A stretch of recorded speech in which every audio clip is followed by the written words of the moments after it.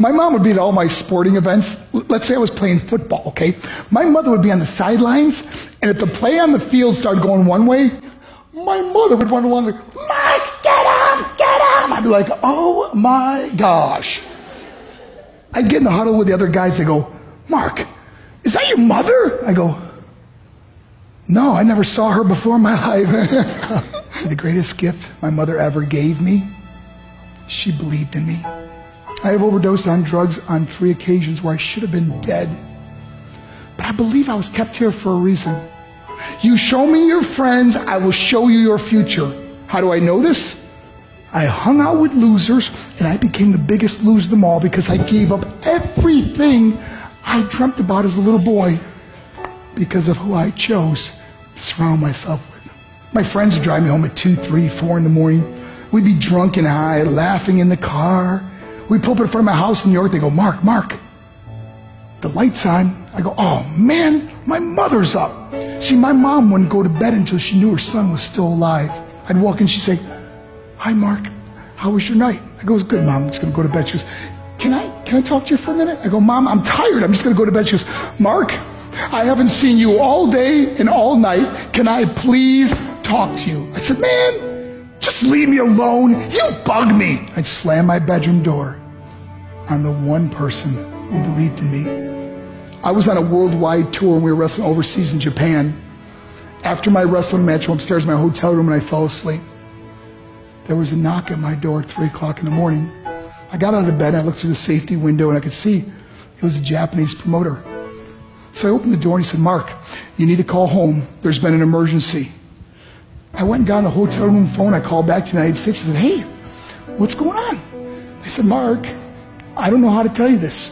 I said, just tell me what happened. I suddenly started crying. They go, Mark, I can't tell you. I said, just say it. They said, Mark,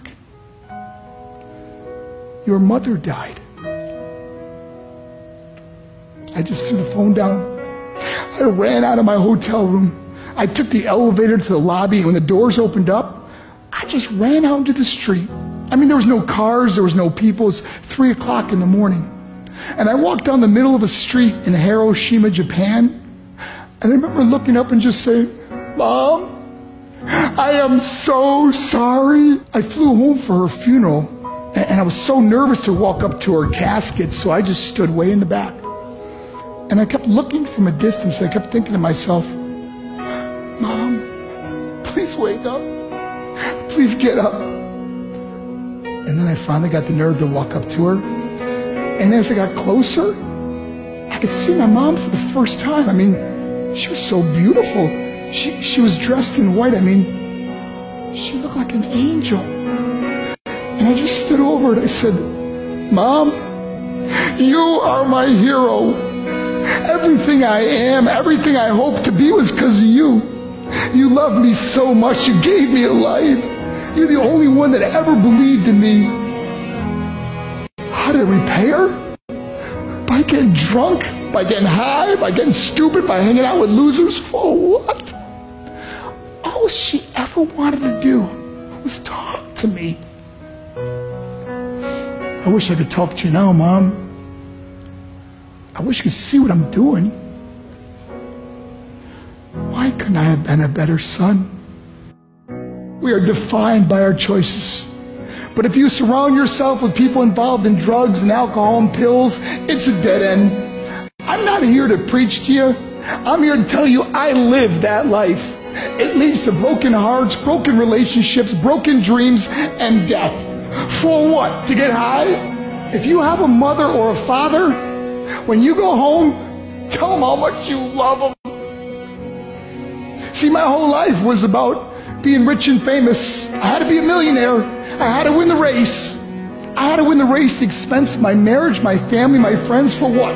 To be all alone in the world? I learned what is truly important, and that is how precious this gift of life is, and our families, and how quickly it can be taken away.